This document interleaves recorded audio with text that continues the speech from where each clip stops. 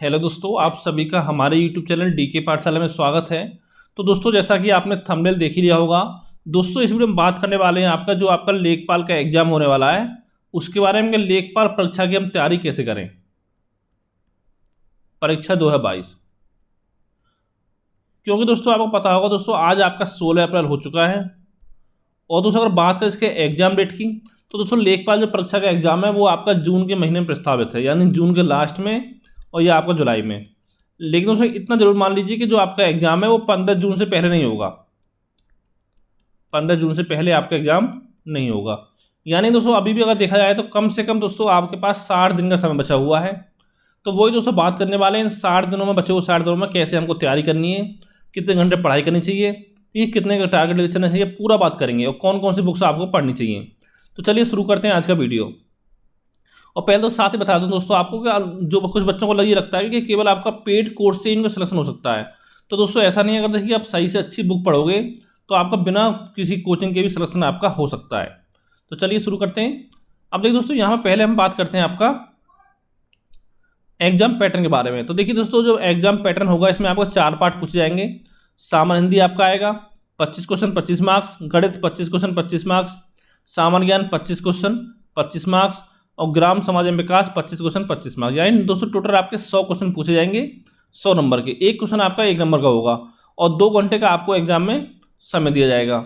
इसका दोस्तों हम बात करते हैं कि आपकी 1/4 होगी नेगेटिव मार्किंग। यानी कि अगर मान लो आपने 4 क्वेश्चन गलत कर दिए और तो फिर एक जो सही क्वेश्चन आपने किया है वो आपका काट लिया जाएगा। इसका मतलब आपका ये हुआ, यानी कह सकते हो 25% की आपकी नेगेटिव मार्किंग इसमें रहने वाली है।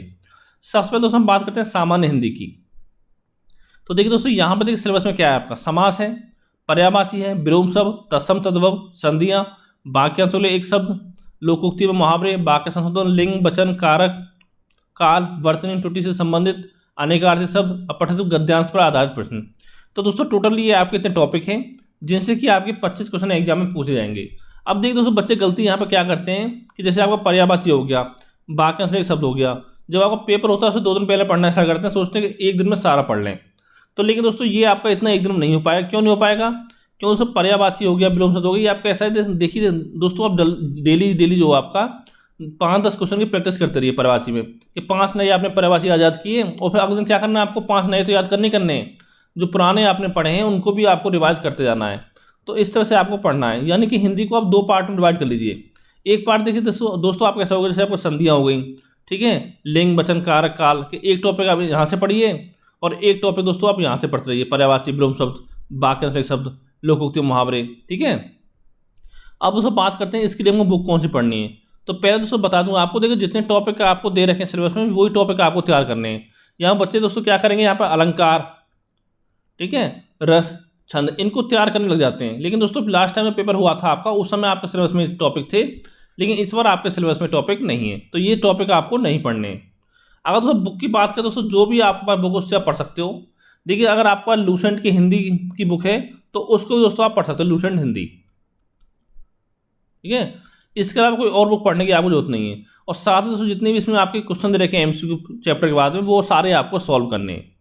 फिर दोस्तों यहाँ पे एक काम आपको और करना है, जितने भी आपके यूपी ट्रिपल के पेपर हुए हैं पिछले 4-5 सालों में, यानी योगी सरकार कार्यकाल में, उसमें जो भी आपके हिंदी के क्वेश्चन पूछे गए हैं वो उन सब की आपको प्रैक्टिस करनी है। खासकर ये टॉपिक आप देख रहे हैं, इन टॉपिक से क्वेश्चन आपके पूछे गए हैं, ठीक है। ये बात होगी आपकी हिंदी की। अब दोस्तों बात आती है गणित की। तो देखिए दोस्तों, गणित में पहला पार्ट है आपका अंगणित। यहाँ पर देखिए संख्या पद्धति, प्रतिशतता, लाभ हानि, ये आपका टॉपिक है। फिर है आपका सांख्यिकी, जहाँ पर सांख्यिकी आंकड़ों का वर्गीकरण, बारंबारता बंटन, सारणीय संचय बारंबारता, आंकड़ों का निरूपण, दंड चार्ट, पाई चार्ट, आयचित्र, बारंबारता बहुभुज, केंद्रीय माप, समांतर माध्य, माध्यिका एवं बहुलक। तो अगर दोस्तों यहाँ बात करें हम अंगणित की, देखिए संख्या पद्धति, प्रतिशतता, लाभ हानि, तो दोस्तों ये पढ़ना है आपको एस.डी. यादव बुक से, एस.डी. यादव से। और साथ में जो DI दे रखा है आपका पाई चार्ट, दंड चार्ट, आयचित्र, ये भी दोस्तों आपको एस.डी. यादव से आपको पढ़ना है। अब दोस्तों बात बचती है सांख्यिकी की। तो दोस्तों यहाँ पे सही बताऊँ तो सांख्यिकी कोई भी मार्केट में अच्छी बुक अभी तक आपकी ऐसी नहीं है। तो इसलिए दोस्तों हमारे चैनल पर ऑलरेडी आपके 3 वीडियो बनाई हुई हैं। अगर आपने 3 में वीडियो अच्छे से देख ली तो पूरा सांख्यिकी उसमें आपको कंप्लीट हो जाएगा, ठीक है। समांतर माध्य, माध्यिका, बहुलक, परिसर वगैरह सब उसमें आपका कंप्लीट हो जाएगा, तो उसको आप देख सकते हो। फिर दोस्तों बात आती है बीजगणित की। तो ये भी दोस्तों आपको एस.डी. यादव से पढ़ लेना है। जिसमें SCFL से पढ़ना है आप देखिए बीजगणित का आपको। लेकिन दोस्तों हाँ, जो SCFL से मैं आपको ये आपको बीजगणित का ये SD यादव में आपको नहीं मिलेगा। इसके दोस्तों हमारे चैनल पर जा सकते हो, वहाँ पर दोस्तों पूरा आपको बीजगणित कंप्लीट करा दिया गया है, और जो थोड़ा बहुत बचा हुआ उसको भी आपको कंप्लीट करा दिया जाएगा। जैसे द्विघात समीकरण हो गई, गुणनखंड हो गया, क्षेत्रफल में युगपथ समीकरण। तो दोस्तों ये सारे बहुत ही आसान टॉपिक आपके हैं, इनको आप तैयार कर सकते हो SD यादव से, ठीक है, और हमारी वीडियो देख सकते हो। अब बात करते हैं रेखागणित की, तो दोस्तों ये भी आपको SD यादव बुक से पढ़ना है, जिसमें क्या पढ़ना है, त्रिभुज संबंधी पाइथागोरस प्रमेय, त्रिभुज, आयत, वर्ग, समलंब, समान चतुर्भुज, समचतुर्भुज के परिमाप तथा क्षेत्रफल, वृत्त की परिधि में क्षेत्रफल। यानी दोस्तों यहाँ पर आपको 3D फॉर्मेट नहीं पढ़ना है, यहाँ पर केवल आपको 2D फॉर्मेट पढ़ना है। और दोस्तों विशेषकर आपका फॉर्मूला बेस, यानी अगर आपको फॉर्मूले आते हैं तो इन क्वेश्चनों को आप आराम से सॉल्व कर लोगे, ठीक है। तो दोस्तों ये बात होगी गणित की। इसके अलावा दोस्तों कोई और आपको काम नहीं करना, जितना आप प्रैक्टिस कर सको उतना प्रैक्टिस आपको करनी है, ठीक है। फिर दोस्तों बात आती है सामान्य ज्ञान की। अब देखिए दोस्तों यहाँ पर आपको क्या करना है, एक चीज़ दोस्तों ध्यान देनी है आपको कि यहाँ पर कंप्यूटर के प्रारंभिक ज्ञान से संबंधित प्रश्न होंगे। यानी कि दोस्तों कंप्यूटर जो आपके सिलेबस में पहली बार आपका शामिल किया गया है, इससे पहले कंप्यूटर आपका सिलेबस में नहीं था, तो हो सकता है यहाँ से 3 से 4 क्वेश्चन आपके एग्जाम में पूछ ले जाएं कंप्यूटर से। पहले दोस्तों हम कंप्यूटर की बात करते हैं, इसलिए कौन सी बुक आपको पढ़नी है।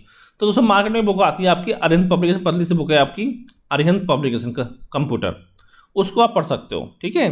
फिर दोस्तों यहाँ पे देखिए बुक पर बात करें सामान्य विज्ञान, ये सब देख सकते हो, सारा कुछ इसमें आपका है। तो इसके लिए दोस्तों क्या करना है काम आपको, सबसे पहला काम आप करना है कि लूसेंट की GK बुक आपको अच्छे से पढ़नी है, ठीक है। लूसेंट GK पढ़ना आपको अच्छे से कम 3 से 4 बार। उसका दोस्तों क्या काम करना है आपको, अगर देखिए लूसेंट GK पढ़ने के बाद अगर आपको समय मिले तो दोस्तों आप लूसेंट की ऑब्जेक्टिव बुक को भी पढ़ सकते हो साथ में। यदि दोस्तों ऐसे कर सकते हो, जैसे मान लो कोई आपने टॉपिक पढ़ा लूसेंट में, मान लो हिस्ट्री का टॉपिक पढ़ा आपने मुगल काल, तो पहले मुगल काल आप लूसेंट GK से पढ़ें। उसके बाद उसके जो आपके ऑब्जेक्टिव क्वेश्चन दे रखे हैं MCQ, वो आप लूसेंट ऑब्जेक्टिव से इनको सॉल्व कर सकते हो। तो इतना काम करना दोस्तों आपको सामान्य ज्ञान में। फिर दोस्तों एक चीज़ यहाँ पर आपकी और बचती है, वो बचता है करंट अफेयर। अब बच्चों को सवाल ये आता है करंट अफेयर कब से कब तक का तैयार करें। तो दोस्तों अगर बात करें यूपी ट्रिपल की, तो मेनली दोस्तों यूपी ट्रिपल आपका 8 से लेकर 10 महीने करंट अफेयर ही पूछता है, उससे पुराना करंट अफेयर जल्दी आपका नहीं पूछता है। तो दोस्तों आप इतना काम कर सकते हो, देखिए अगर मान लो आपका एग्जाम जून के लास्ट में होता है, ठीक है, तो आप 1 जुलाई 2021 से लेकर 30 मई 2022 तक का करंट अफेयर अपना अच्छे से तैयार कर सकते हो, या 1 जुलाई से लेकर 1 अगस्त से भी आप तैयार कर सकते हो। तो इतना दोस्तों आपको तैयार करना है। और विशेषकर दोस्तों आपका यूपी करंट को भी आपको तैयार करना है, यहाँ से भी आपके क्वेश्चन एग्जाम में बन सकते हैं। तो दोस्तों इतना काम करना है आपको सामान्य ज्ञान में। अब दोस्तों सबसे महत्वपूर्ण जो पार्ट आपका आता है ग्राम समाज में विकास। तो यहाँ पर देखिए दोस्तों बच्चे गलती क्या करते हैं, यहाँ पर बच्चे 4-5 किताब आपकी खरीद लेते हैं मार्केट से। पहले दोस्तों बात करते हैं करंट अफेयर कौन सी बुक से पढ़ना है। तो दोस्तों जो भी आपको मैगजीन अच्छी लगती हो मार्केट से लाके उसको आप पढ़ सकते हो, ज़्यादा नहीं, आपको एक मैगजीन पढ़नी है, लेकिन 4-5 बार आपको पढ़नी है। अगर आप मंथली पढ़ते रहो लगातार तो अच्छी बात है, मंथली नहीं पढ़ रहे हो तो दोस्तों कोई भी आप 8-10 महीने की एक मैगजीन आप ले सकते हो, जो आपकी इच्छा हो, ठीक है। अब बात करते हैं ग्राम समाज में विकास की। तो दोस्तों यहाँ पर केवल आपको एक बुक खरीदनी है, ज़्यादा बुक के पीछे नहीं पढ़ना है आपको।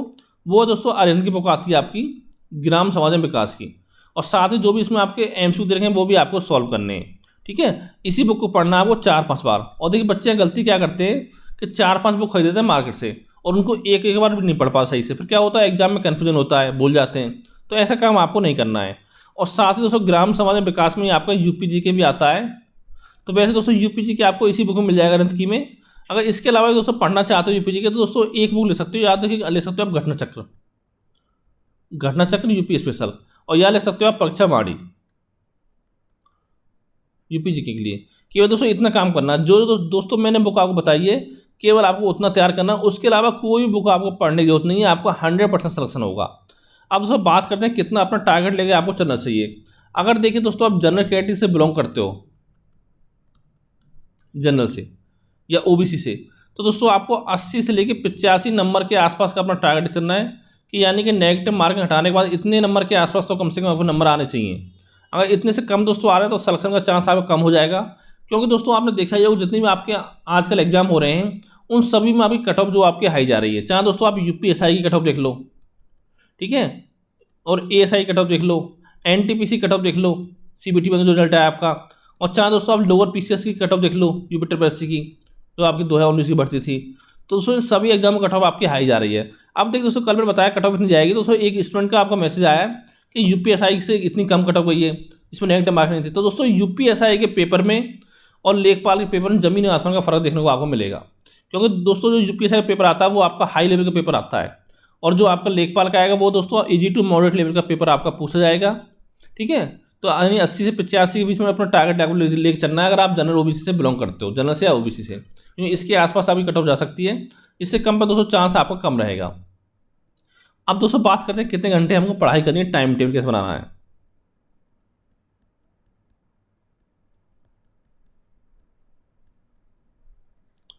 तो दोस्तों पहले हम बात करें मैथ की।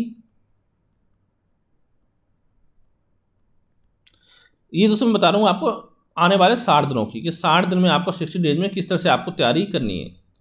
पहले दोस्तों मैथ पढ़ना आपको, लेकिन डेली पढ़ना मैथ आपको 1.5 घंटे। ठीक है, लेकिन ऐसा नहीं पढ़ना दोस्तों मैथ पढ़ रहे हो आप साथ में मूवी देख रहे हो मोबाइल में, ऐसा काम आपको नहीं करना है। केवल बुक से पढ़ाई करनी है दोस्तों। यहाँ यूट्यूब बात नहीं कर रहा हूँ, यानी जो मैं बताऊँ टाइम उसके बाद आप यूट्यूब दे सकते हो, लेकिन उससे पहले आपको केवल बुक से पढ़ाई करनी है। 1.5 घंटे मैथ पढ़ना है आपको। फिर दोस्तों आपकी बात आती है ग्राम समाज में विकास।